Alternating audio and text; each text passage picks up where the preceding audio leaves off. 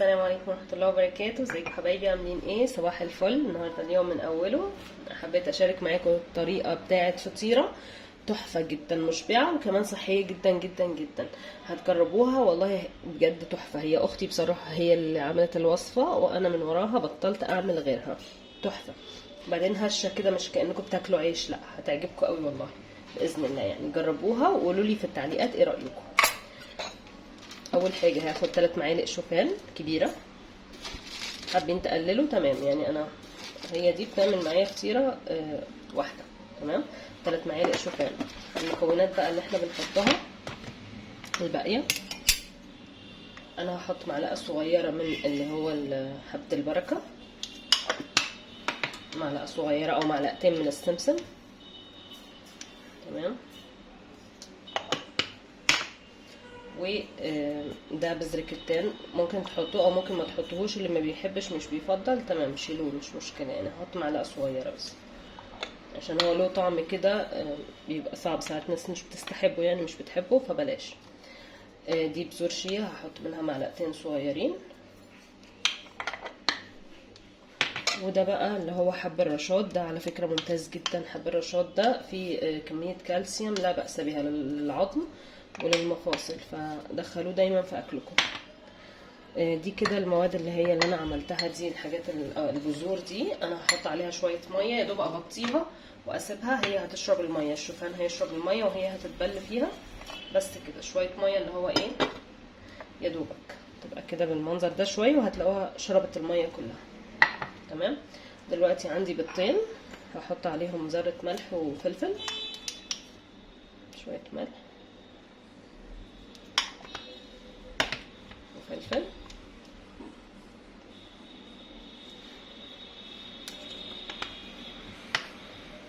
بس كده. دلوقتي انا هسيبها تشرب يعني بصوا اهي هي فيها ميه شويه، فيها ميه شويه بس هتشرب الميه دي كلها وهتبقى زي الفل. هنشوف هنعمل ايه بعدها.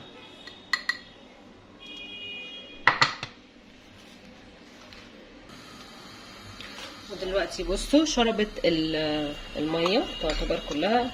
بصوا ده القوام اللي انا عايزاه تمام اهو. سبتها بتاع 5 دقايق 10 دقايق بالكتير تمام اهو. دلوقتي هحط لها البيضتين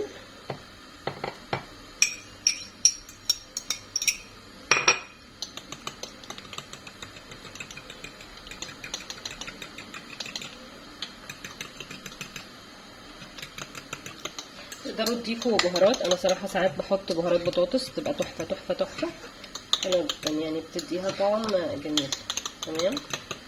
انا مسخنه الطاسه على النار دلوقتي. كل اللي انا هعمله دهنه زيت بس او دهنه سمنه بس كده. اظبط الكاميرا اهو كده، دهنه زيت بسيطه بس على الطاسه.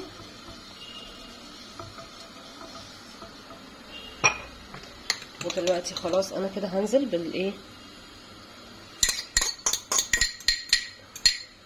تمام.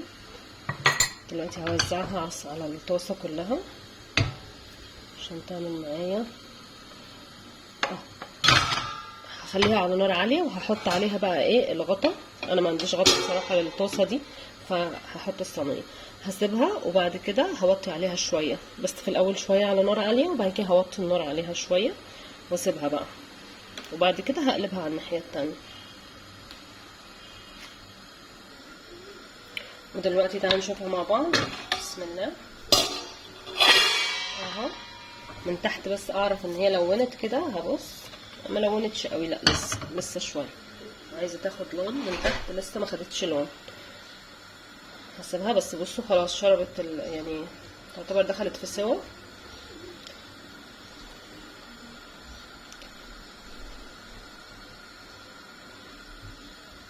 دلوقتي خلاص كده اهو. هجيب ايه بقى عشان اقلبها؟ هجيب طبق احطها فيه كده بالشكل ده، وبعد كده اروح جايه عامله كده تمام اهو. بس لونت من تحت هنسيبها برضو واغطي عليها واسيبها ايه تلون من فوق. ودلوقتي تعالوا نطلعها مع بعض. خلاص كده هي استوت. بسم الله.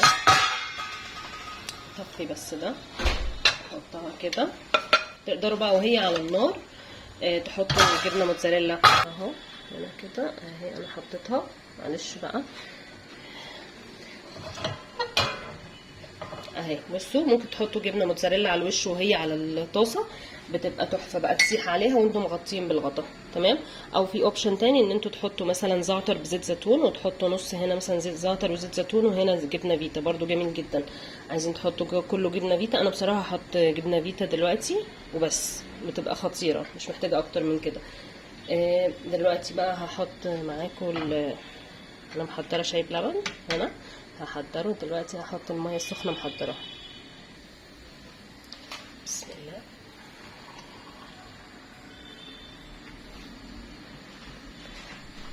لو جربتوا الفطيره دي ان شاء الله مش هتبطلوا تعملوها باذن الله. تحفه يا جماعه، تحفه تحفه تحفه ان شاء الله. وكمان ايه، مش بتحسي بالذنب بعدها، لا بتاكلي وبتبقي مبسوطه وبتشبع جدا جدا جدا جدا. هحط اللبن. انا هنا جبت حته جبنه فيتا، ابتدي اوزعها عليها كده.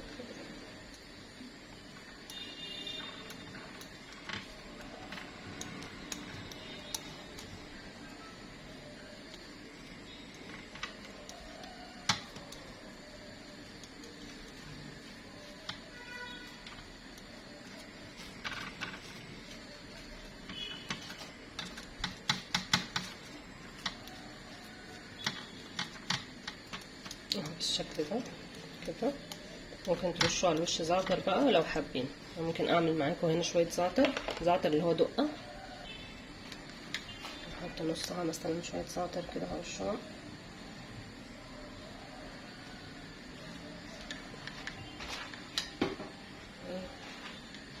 اظبطهم بقى من هنا كده عليها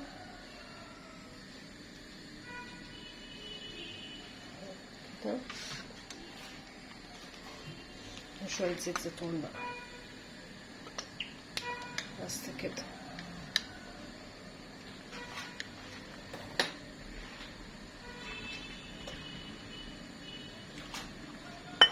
هستناكم تجربوا الوصفة اللي هي الفطيرة دي على ان شاء الله، واستنى تعليقاتكم بقى ان شاء الله. هستنى تعليقاتكم تقولوا لي ايه رأيكم.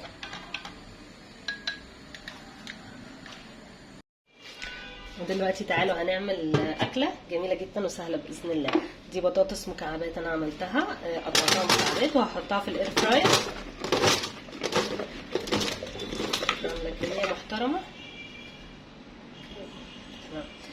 دلوقتي هديها رشة زيت بس بسيطة،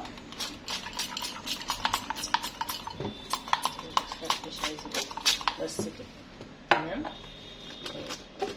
وهدخلها الاير فراير، هحطها تتحمر يعني. دلوقتي انا حطيت الطاسه على النار. كل اللي انا هعمله، عايزه احط هنا معلقه سمنه صغيره،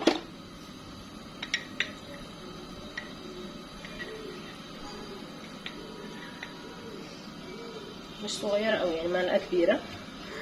تمام. هسيبها تسخن على النار على الاخر، والطاسه تسخن خالص. انا هنا عندي مكعبات فراخ. هحط بقى توم اول حاجه. دلوقتي هننزل الفراخ، بعد كده هننزل التوم. توم مفروم انا ببقى شايلاه في الفريزر، بس يسخن الطاسه تسخن شويه. البهارات اللي انا هستعملها ملح وفلفل وبهارات فراخ. تمام.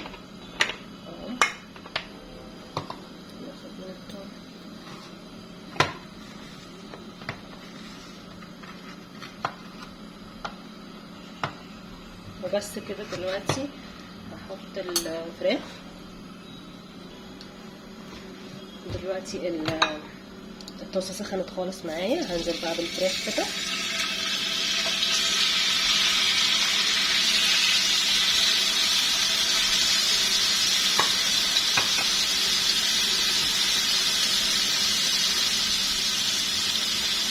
هنزل بالبهارات. عندي اول حاجه بهارات الفراخ،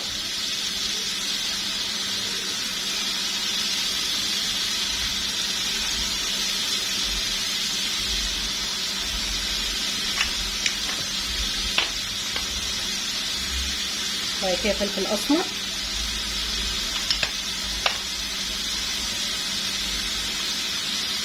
ورشه ملح. شوح الفراخ كويس جدا.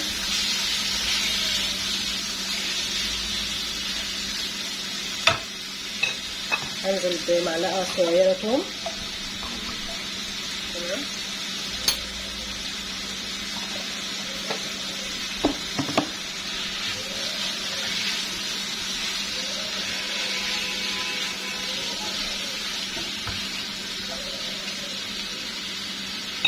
سيبها بقى تلون على النار وابتدي اعمل معاكم البشاميل. هغطي عليها شويه واسيبها بقى. تعالوا نشوف كده. بس كده هكشف عليها الغطا بقى واسيبها تلون. هعمل البشاميل في نفس الطاسه، يعني اشيلها في طبق واحط البشاميل نبتدي نعمله في نفس الطاسه. بس عايزاها تاخد لون اللي هو ذهبي حلو كده وبس.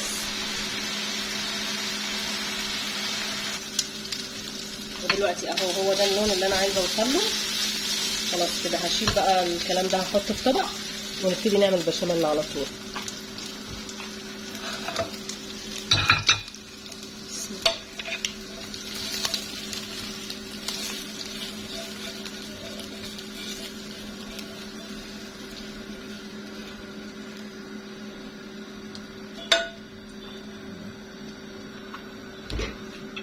دلوقتي في نفس الطاسه هنزل بمعلقه سمنه.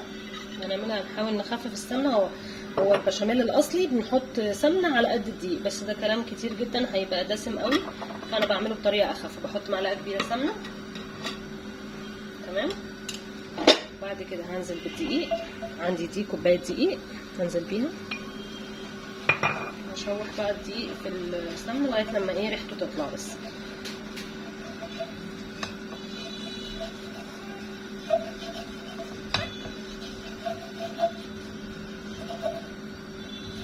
الطريقه دي خفيفه جدا وجميله ان شاء الله، يعني تعتبر خفيفه الى حد ما يعني.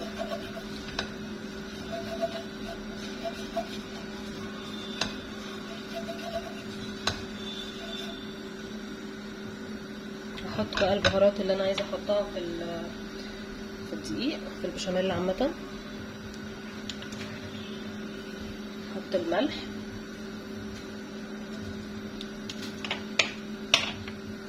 فلفل، اكمل تشويح.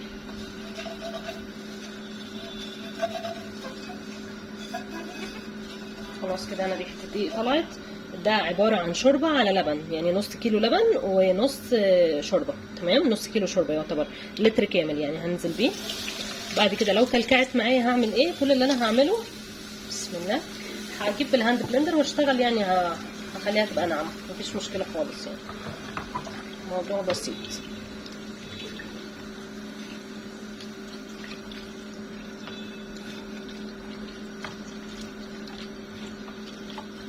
مش لازم افضي باقي اللبن كله.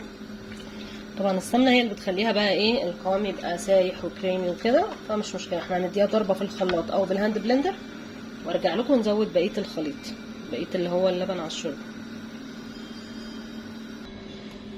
دلوقتي كده انا كل اللي عملته ضربتها بس عشان صوت الدوشه، ضربتها بالهاند بلندر بقت بالقوام ده. هشيل بقى الهاند بلندر واكمل بقى. دلوقتي هحط كده، اشغل النار بس عشان انا طفيت النار. ماشي. ابتدي بسم الله اكمل الشوربه على الحليب. انا قلت لكم نص ونص. اكمل ادوب بسم الله.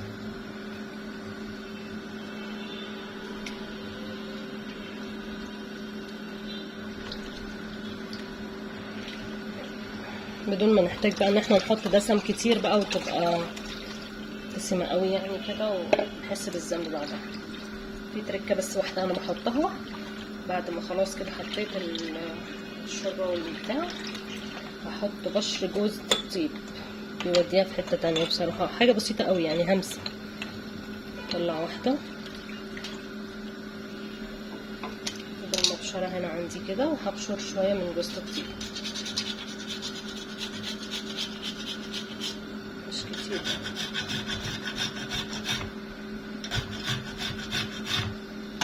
بس خلاص كده يديها طعم تحفه.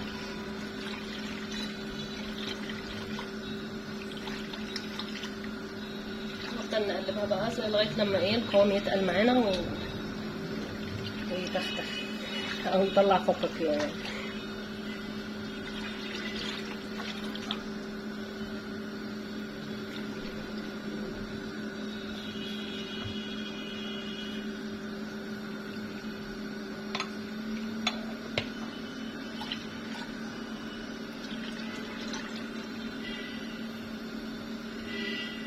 اطلع البطاطس بقى زمانها خلصت.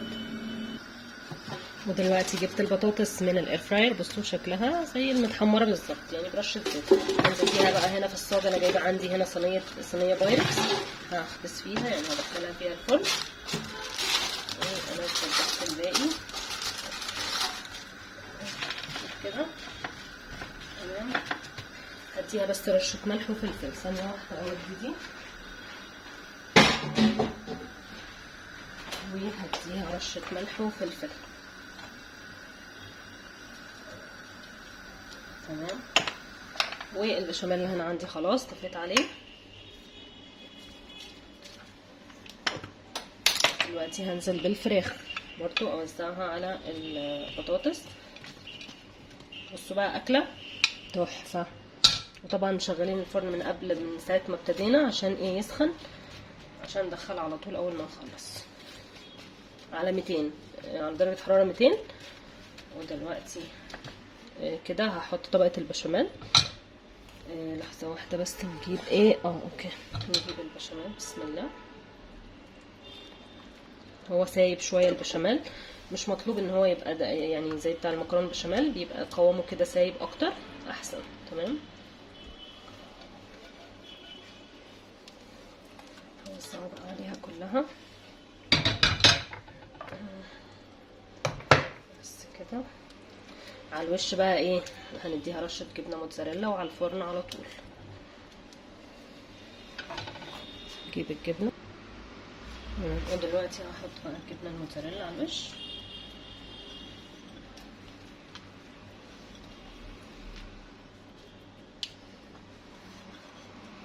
تمام جدا على الفرن.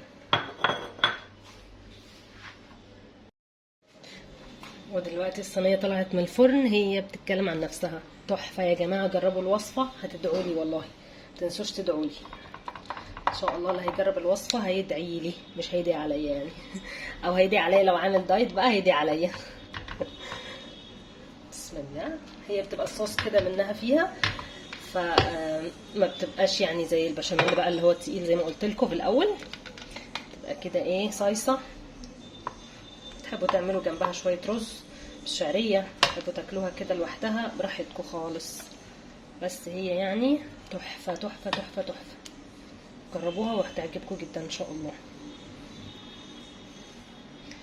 كده شكلها بعد ما غرفتها في الطبق. بألف هنا وشفا على اللي هيجربها. ويا رب تكونوا النهارده استفدتوا بالفيديو. اتمنى طبعا لو استفدتوا من الفيديو ولو حاجه بسيطه تحطوا لي لايك، ما تنسوش اللايك، واشتركوا عندي في القناه ان شاء الله عشان نكبر مع بعض. والسلام عليكم ورحمه الله وبركاته.